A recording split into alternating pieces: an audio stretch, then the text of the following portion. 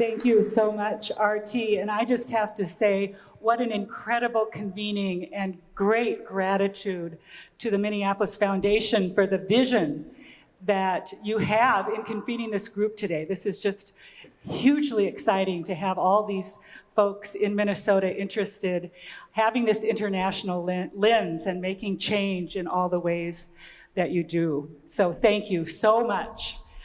I have the great privilege of moderating this panel today of these incredible organizations that we have right here in Minnesota who have been doing work for decades, long histories with these organizations, reflecting the values of Minnesota and the experience of Minnesota, and bringing that not only to our home communities, but around the world, and with impressive records of change and impact. So I'm just really grateful to be here and honored to be with all of you.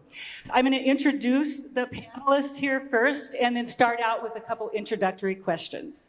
So Elia Dimayuga-Bruggeman is from Global Minnesota. Down at the end, we have Huy Pham from the Center for Victims of Torture.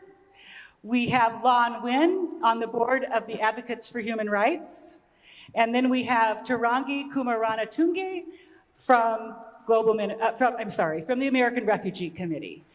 So we are going to start out our panel by asking them a couple questions that I think you will find very interested to hear. You'll just be very interested to hear their response to, in view of not only their life's work, but their backgrounds. We're going to start with you, Huy, and ask you to tell us about your work and how it impacts lives around the globe, and then get in a little bit to how that has impacted your own life, how your own life is reflected by the work and impacted by the work. Okay, thank you, Cheryl, and thank you to RT and Mayor Rybeck and the Minneapolis Foundation for a very important convening today. To your first question, my name is Huy Pham, and I work with the Center for Victims of Torture.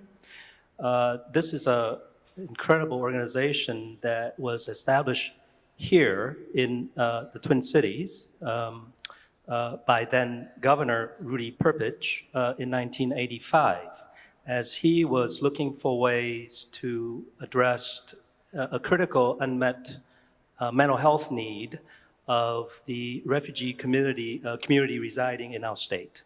So this is an incredible start to the organization with the endorsement from its state government. From the outset. It is the first organization that focuses on torture rehab founded in the United States. It is the third in the world. I think the first in the world is in Copenhagen, Sweden. I think the second is in Toronto, if I'm correct about that. So the CVT, I'll call it, CVT has a dual mission. So its first part is to address the healing process and to directly involve in the rehabilitation process to help survivors of torture and to help their families. In Minnesota, but also we have a treatment center in Atlanta that we just established.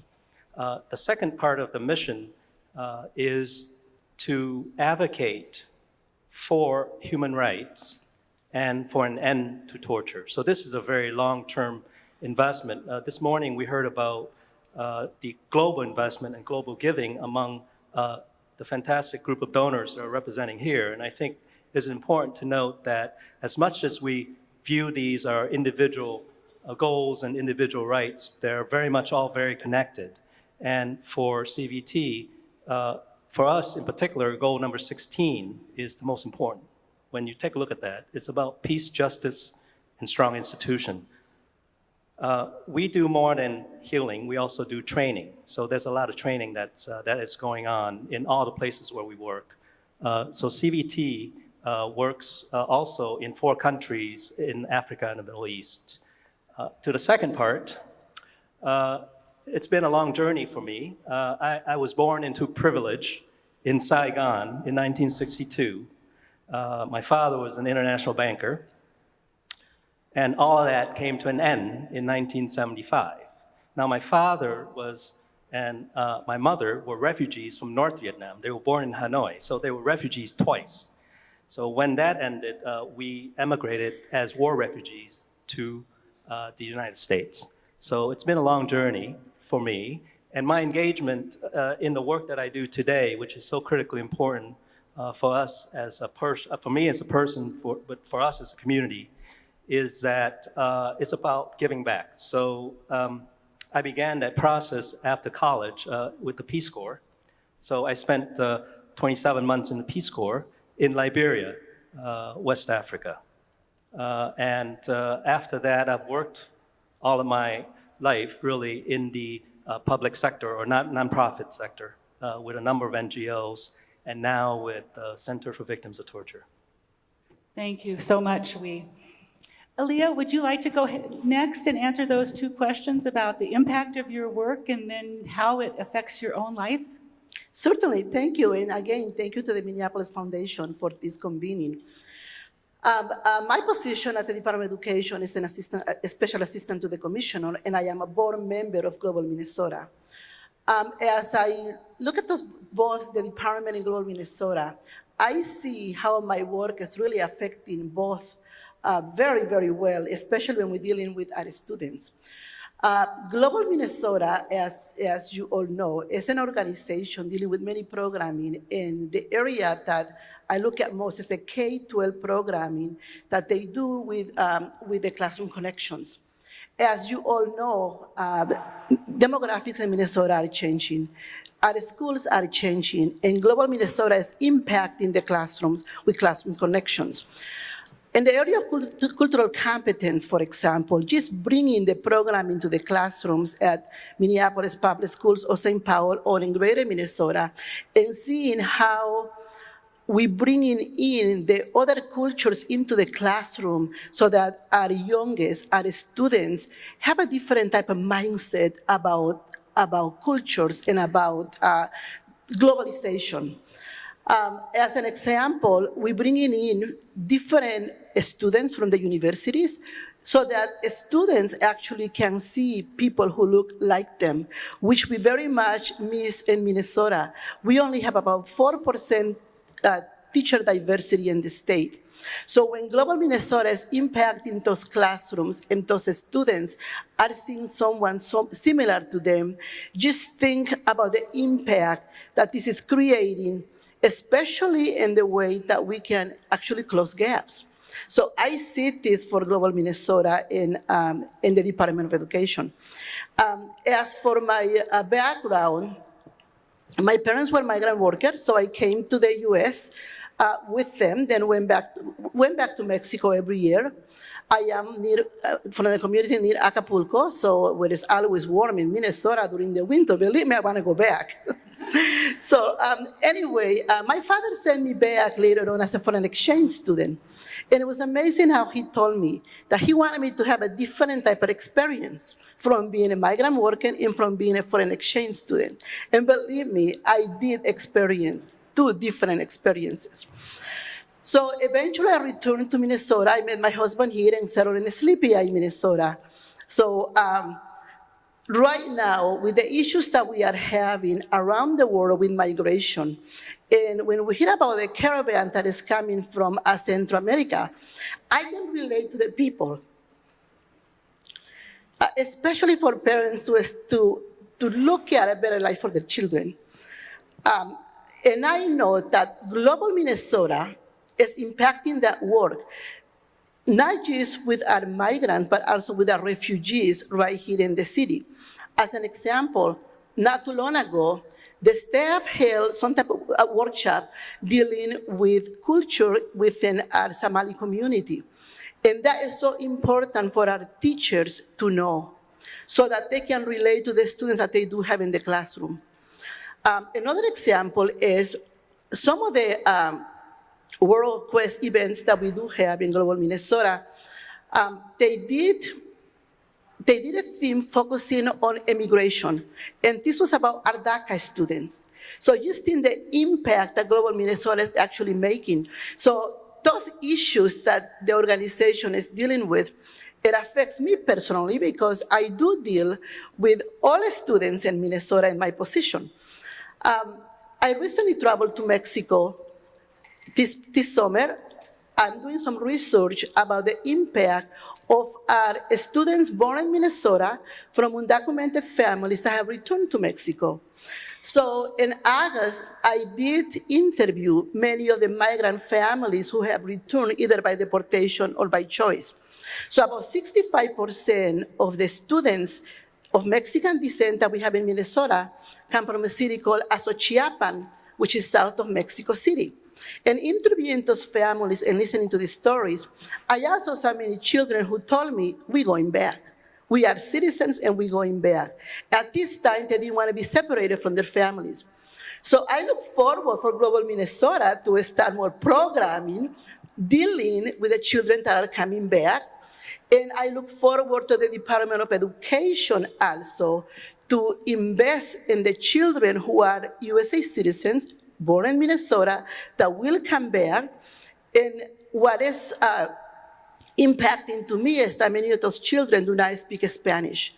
And Mexico is not really moving them forward. So when they return, we have work to do.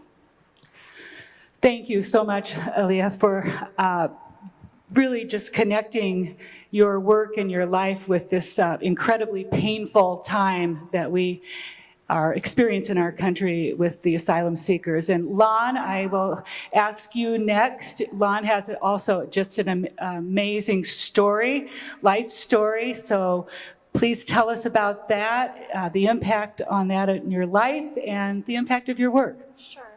Thank you so much, Cheryl, for leading us today. And thank you to the Minneapolis Foundation for holding this conference. Can you hear me? Okay. Hello? Is that better? Thank you.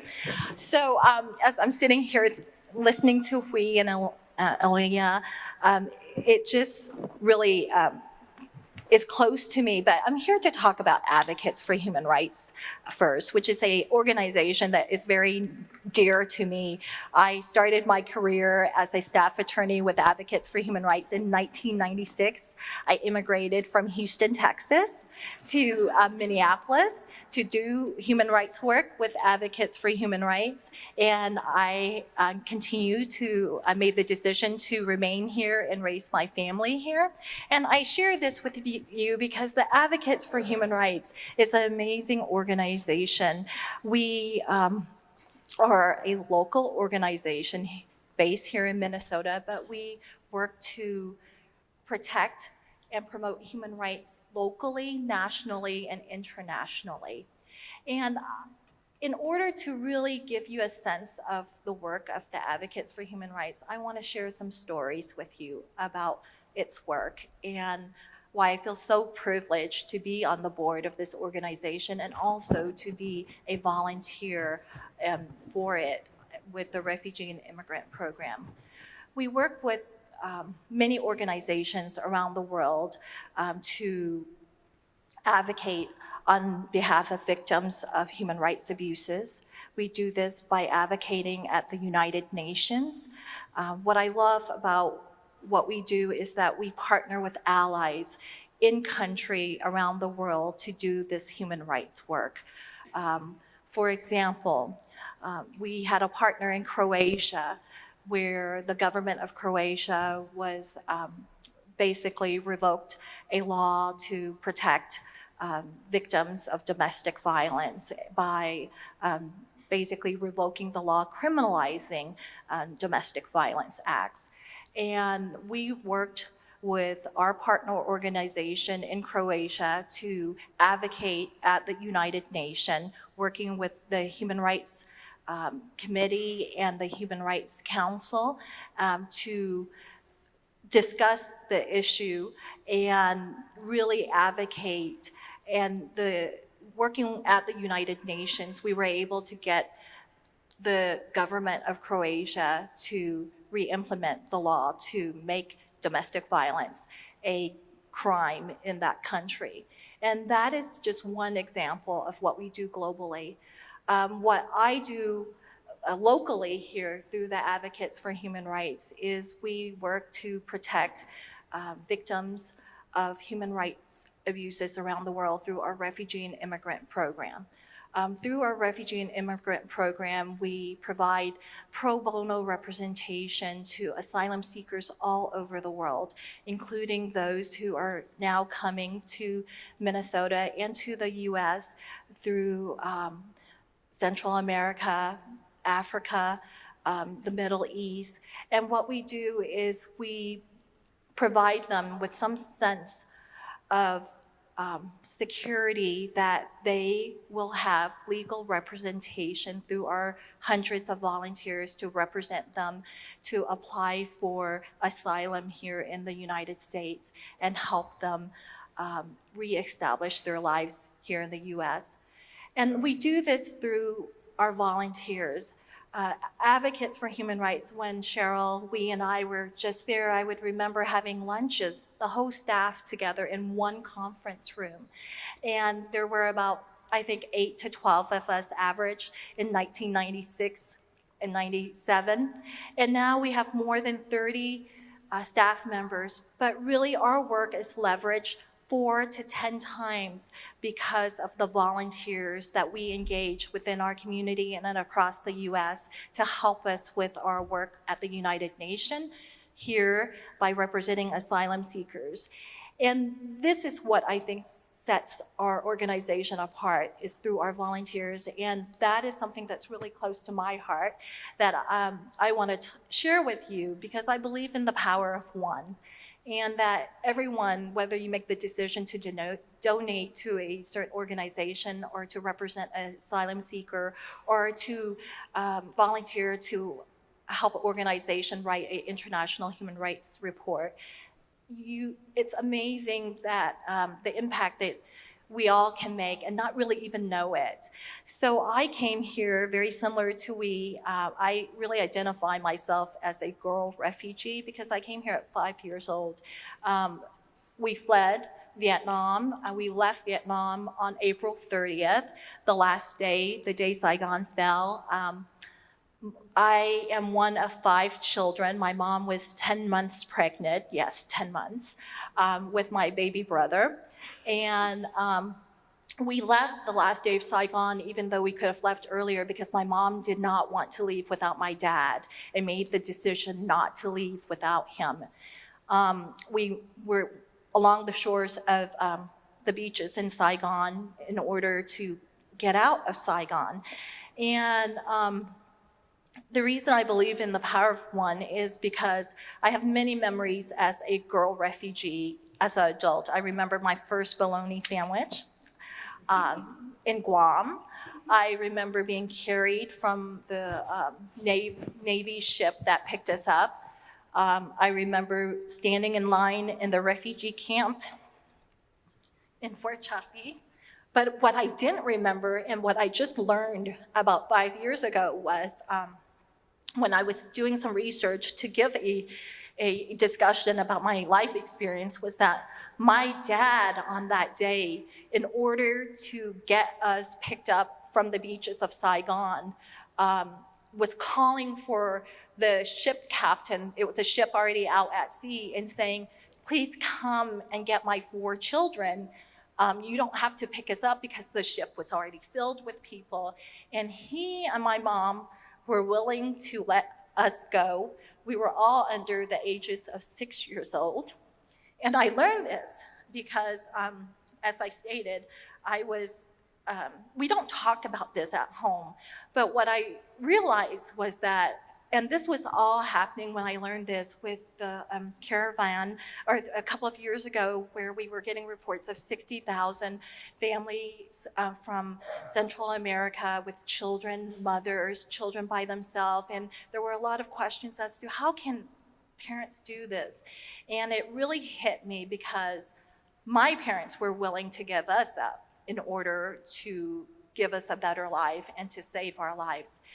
And this one man made the decision, this ship captain, to allow all of us to come on board of that ship.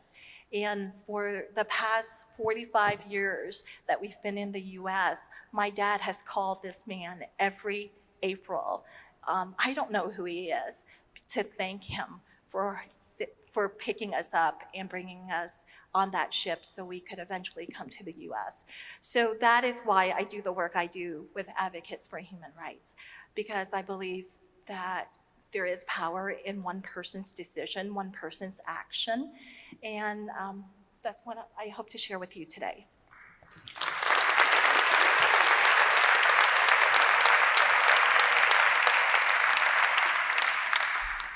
Thank you so much, Lon, for telling that story for everyone here today at this really critical moment for our country, too. So, Tharangi, can we have you answer these questions about the impact of your work and the story of your life and the reflections that you have in that way? And Lon, thank you very much. That was so powerful and just reminds me of the work that we do. So my name again is Tharangi, and I'm originally from Sri Lanka. I'll start with my path because I think it makes more sense in terms of the work we do at American Refugee Committee. I came to the US on a Fulbright scholarship to do my MBA at the Carlson School. And my plan at the time was to join the private sector. So after graduation, I joined corporate finance at Ecolab and loved it there.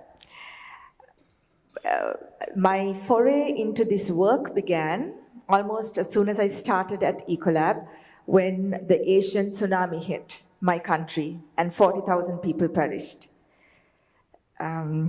So my husband and I wanted to do something, and together with some of our friends, we said we will build one house for a family that has lost their home.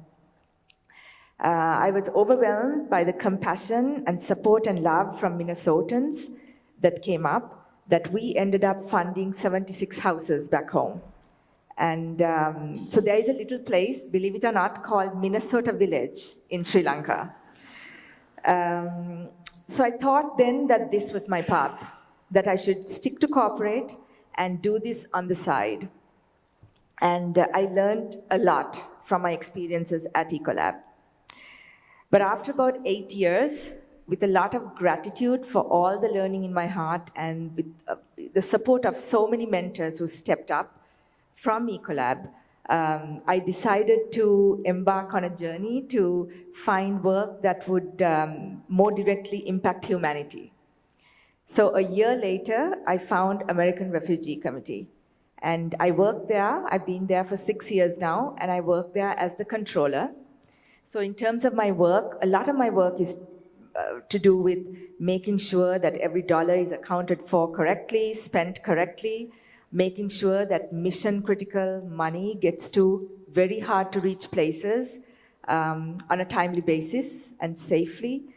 But one of the things I like about ARC is the fact that I also get to work in the front lines and meet the people that we serve.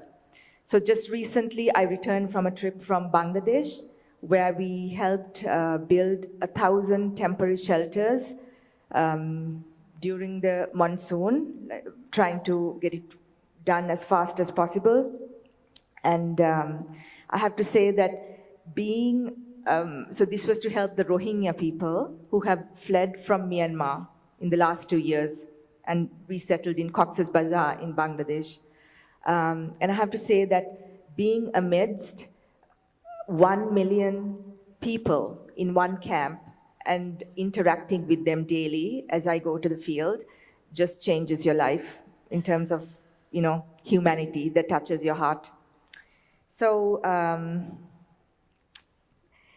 in terms of ARC's work, I kind of describe it as twofold.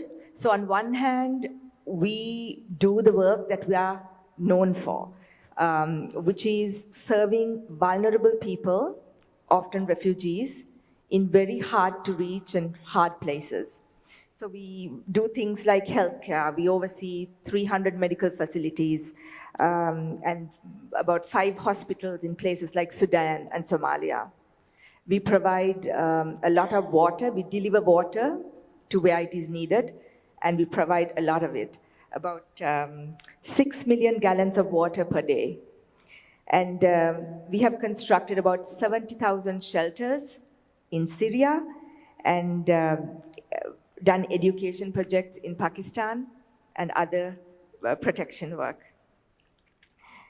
The other way I describe ARC is in the how we go about doing our work.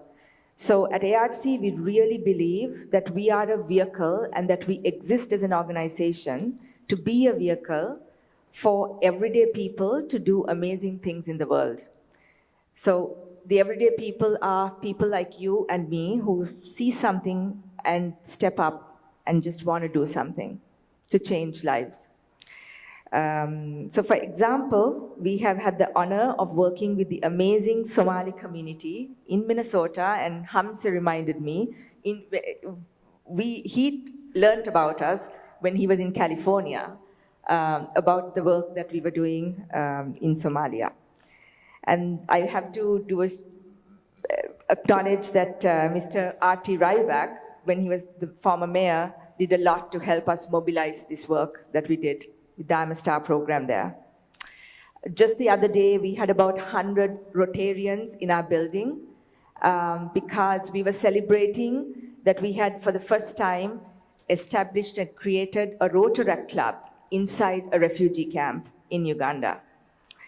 We are fortunate to have great supporters like Mr. Greg Page on our board, Sheila Leatherman, who has devoted a big part of her life to help ARC and guide ARC. Thank you for that. So all these are examples of how we channel the hearts of everyday people to do amazing things. So that's ARC. Thank you.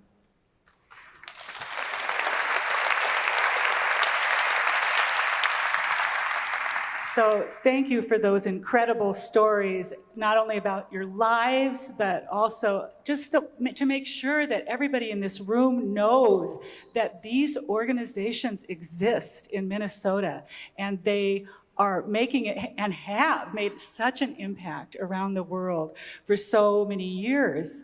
It's so important, I think, that this community just is aware of that and rallies around it whenever we can.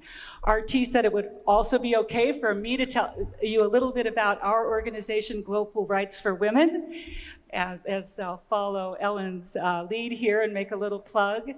We are relatively new compared to these long-standing organizations. We are exclusively focused on ending violence against women as a human rights violation. And our work is exclusively in other countries. We focus on changing, transforming the systems and institutions that oppress women and girls.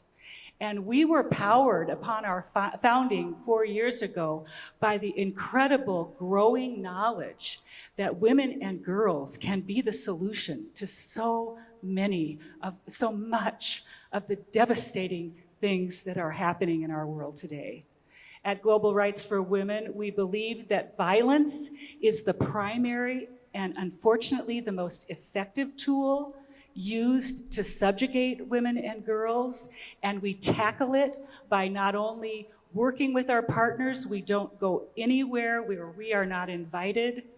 We go at the invitation of women's leaders, women and men leading these efforts in other countries, and we work to change the laws and, most importantly, enforce those laws. So, as I said, it's our great privilege to draw on the legacy of Minnesota. Some of you may not know that Minnesota had some of the first laws on violence against women in the world back in the 70s, the first shelter in this country back in 1972. So we have a legacy here that many in the world benefit from, and they seek our expertise to help them with ending this pandemic of violence against women and girls. I'm going to stop there. We have a whole list of questions that we could go on asking the panelists here that we talked about before we came here today, but I also know that we only have 10 minutes left. So I want to make sure that everybody here gets a chance to ask all of our panelists questions that they'd like to know about their organizations, their life, how those two things intersect. So why don't we open it up for questions first of all?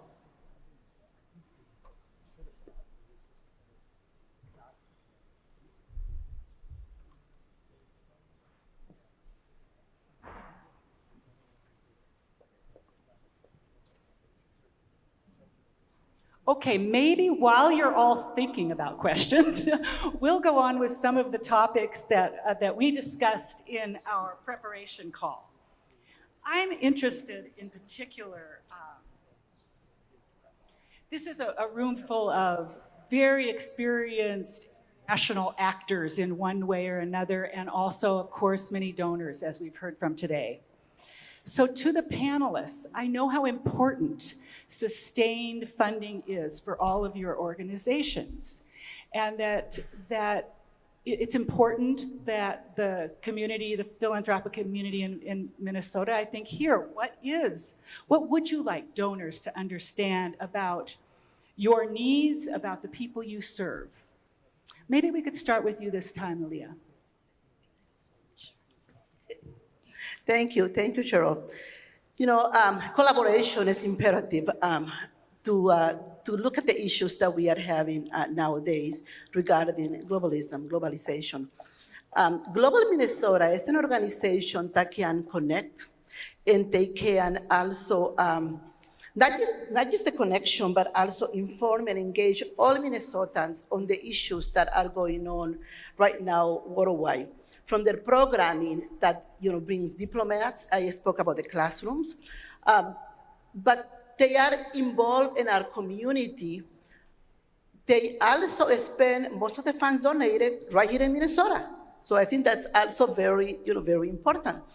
I also believe that Global Minnesota is really preparing our community for what I will call those skills that we are also need, that I call 21st century skills.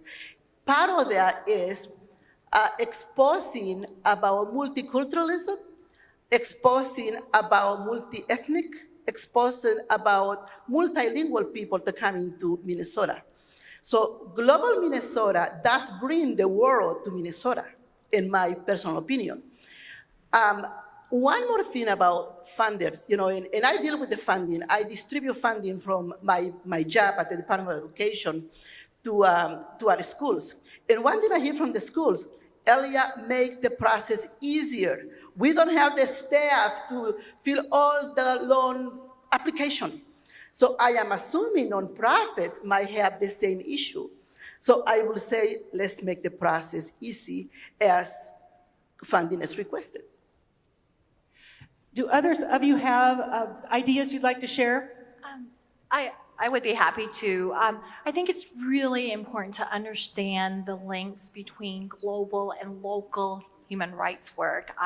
And I see it every day. I now practice immigration law at a large law firm. And last year, one of our associates, I learned, was a former client of Advocates for Human Rights. And it was amazing to have that connection with him. He graduated from Howard University Law School and is now an associate with us. And his family came here years ago in the 90s when he was a small child.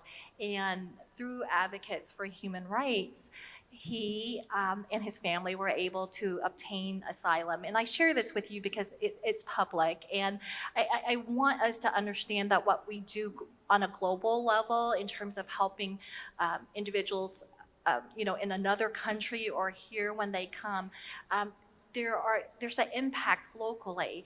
I have an individual named Amir who I had the pleasure of assisting when I was at Advocates for Human Rights in 1998. He came from Iran, and we were able to obtain asylum for him. And a few years ago, I was speaking with him. We still kept in touch, and he's doing amazing healthcare work in Guatemala, providing healthcare services to individuals in Guatemala because of the training that he was able to obtain. He was an artist when he first came here to Minnesota, but because of the assistance that he received from various organizations, including Advocates for Human Rights, he decided to go back to school and become an ophthalmologist, and now works abroad to provide these services to individuals in other countries. So what we do here locally has an impact globally, and that is what I think it's really important for all of us to understand, that it's not isolated. And Huy Pham, you have something you want to say. Just a thought, Please do, yeah. quick thought here, and just reflecting on Sheila Lederman, what was said earlier about this is a massive time for us, a crisis really of human migration of 65 million people. And in that crisis, the work that we do, 40% of them have experienced torture and extreme violence as they fled their homes and their communities. So the work that we do have both, and I think for donors, of course, you folks understand this, there's the immediate investment in terms of having direct impact that could be in the 3, 6, 12 months, or in the case of a survivor torture, maybe 18 months.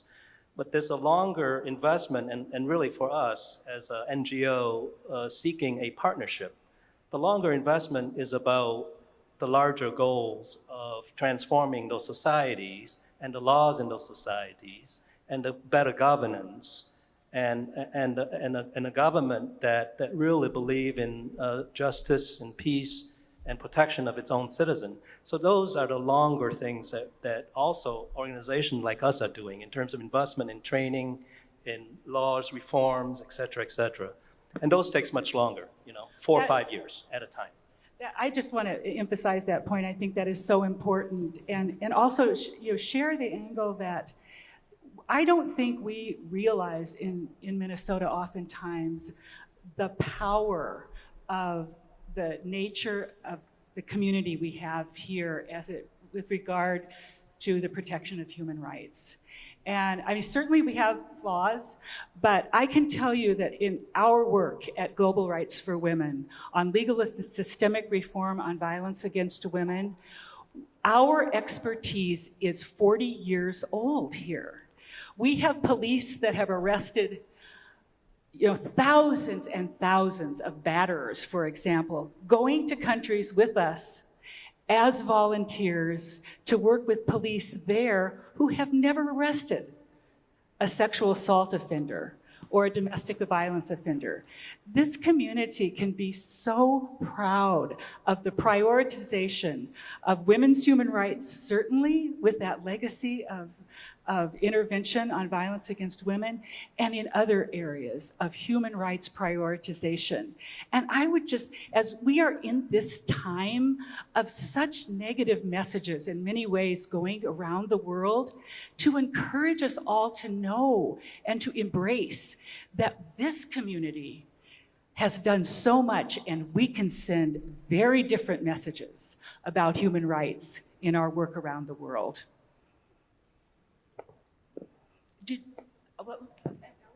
I'm sorry. Would you like to answer the question too? I would like to say something about the people we serve, because of my trip, I'm reminded, I feel I have to share it. So I have to say, and I think you can see it even from Lan and everybody's story here, I have been humbled by the courage, the resilience, the capacity for empathy, capacity for generosity that I have seen in the most scarce places in the world. And it's almost like when a person decides to flee, it's not a light decision, of course. It is because something that signifies hope has suddenly ended.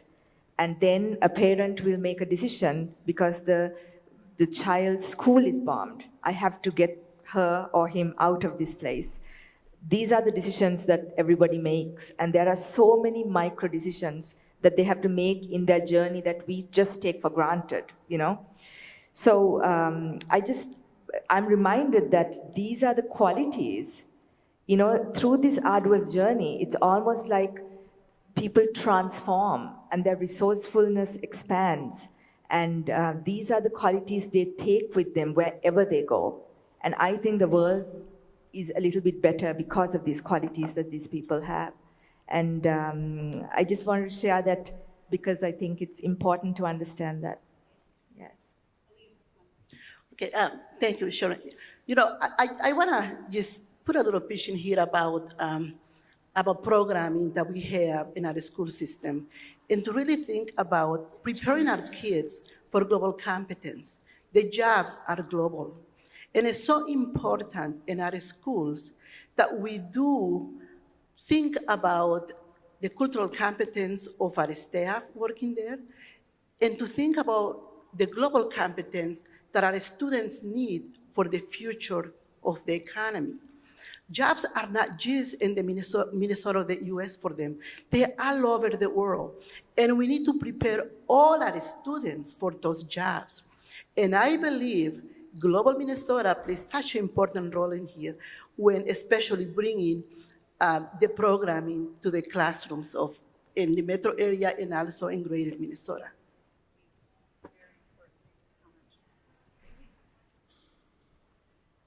So I'm getting the signal that there still is a little time for questions. Okay. We'll just take one or two if anybody has one. That's fine. Thank you all so much. Thank you to our panelists, and I think it's time for lunch.